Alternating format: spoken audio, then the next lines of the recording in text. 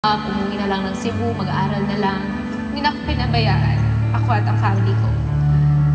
Si Daddy, siya kasi nag-train sa akin mula pagkabata. At yung kapatid ko na napaka-supportive. And of course, sa mami ko na ever since, nandun na po talaga siya para sa akin. Nung una, nagpapasalamat ako sa Panginoon kasi nilagay niya ako kung nasan man ako ngayon. Kasi nung marami din po akong pinagdaanan, simula nung naging broken family kami, sobrang dinibdib ko yun nung bata ako. Nagpapasalamat ako sa papa ko for staying strong para sa aming magkakapatid. Naitawid niya yung kabuhayan namin kahit paano. Papasalamat po ako sa Panginoon for always saving me, for giving me these people para po tulungan ako na makabangon. Gusto kong pasalamat syempre sa mama ko dahil siya yung kasama ko ever since na pumipila sa mga singing contest, sa The Voice. Minsan kahit hindi na ako pumipila, kahit yung mama ko na pumipila para sa akin. Gusto kong pasalamat sa family ko nga, sa kanila, kila mama, sa supporta nila sa akin ever since dahil sila yung nag-push sa akin dahil mahina nga yung loob ko. Dumating ako sa point na parang nag-give up na ako. Hindi ko makakalimutan magpasalamat kay God sa talentong binigay niya sa akin. Sa pamilya ko, kay Mama Bob, simula po nung nag-umpisa ako bilang mang-aawi, siya na po talaga ang kasama ko hanggang ngayon. Kahit sa panaginip ko noon, hindi ko po nakita ang sarili ko na magiging ganito. Na kahit sa panaginip ko, hindi ko nakita na magiging maganda ang buhay ng pamilya ko. Kaya kung kaharap ko man po ang Diyos ngayon, wala akong ibang sasabihin kundi maraming salamat sa pagmamahal sa akin, sa talentong ipinahiram sa akin, sa napakagandang buhay na ipinahiram sa akin at sa buong pamilya ko.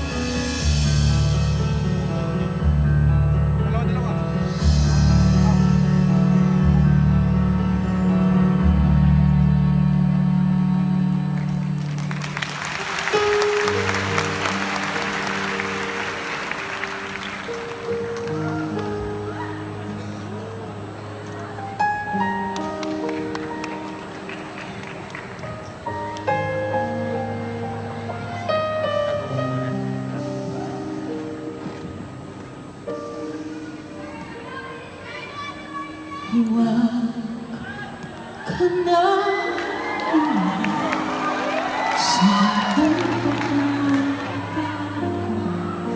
pag-ibig ko totoo.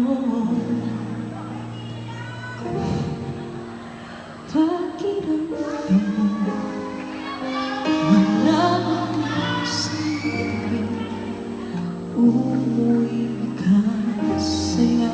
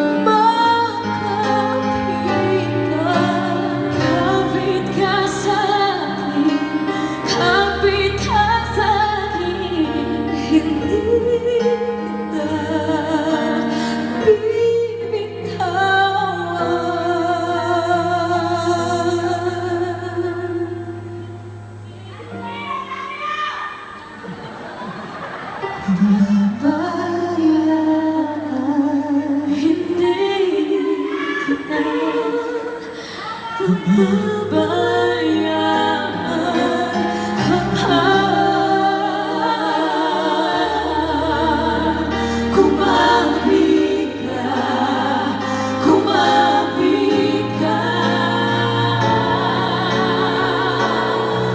Kung wala ka na maintindihan, kung wala ka na makapitan, kapit ka sa akin, kapit ka sa akin, hindi kita bibitawan,